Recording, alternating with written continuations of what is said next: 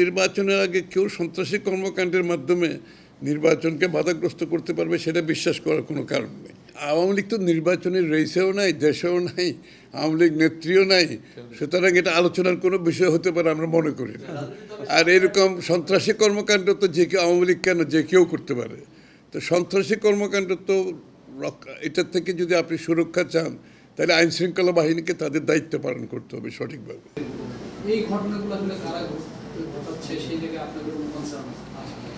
না, আমি তো বলছি এরকম সন্ত্রাসী কর্মকাণ্ড যারা নির্বাচনী রেসের মধ্যেই নাই, যারা দেশেই নাই, সুতরাং যাদের কর্মকাণ্ড স্থগিত আছে, এরকম ওরা এখন সন্ত্রাসী কর্মকাণ্ড তো অনেকেই করতে পারে।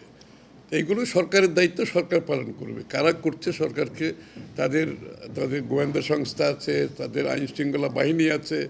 আমরা আশা করছি সরকার আরও বেশি সচেষ্ট থাকবে, আরও ভালোভাবে এটার মোকাবেলা করতে হবে।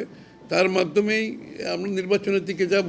আর এইগুলো নির্বাচনের আগে কেউ সন্ত্রাসী কর্মকাণ্ডের মাধ্যমে নির্বাচনকে বাধাগ্রস্ত করতে পারবে সেটা বিশ্বাস করার কোনো কারণ নেই। বাংলাদেশের মানুষ অনেক সজাগ, তারা নির্বাচনের অপেক্ষায় আছে।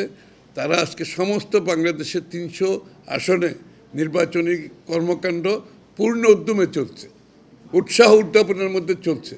এবং সব রাজনৈতিক দল কিন্তু এখন মাঠে, কম বেশি সবাই রাজনৈতিক মাঠে চলে গেছে অলরেডি। নির্বাচনের কর্মকাণ্ডে সবাই লিপ্ত এবং ভালোভাবে নির্বাচনের কর্মকাণ্ড প্রতিটি এলাকায় কর্মকাণ্ড এখন এগিয়ে যাচ্ছে।